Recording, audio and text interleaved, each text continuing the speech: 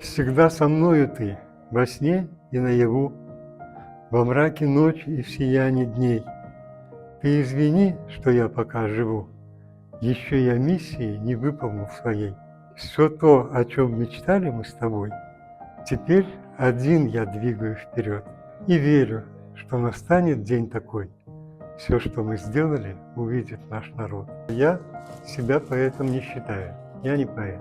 Писать я начал, чтобы облегчить свою душу после того, как я похоронил свою супругу Рахия. Название «Строки, рожденные болью». Первая глава посвящена супруге моей, а в последующих главах опять же читатель столкнется с болью. Боль от того, что наш народ сегодня на своей земле чувствует себя несколько неуютно.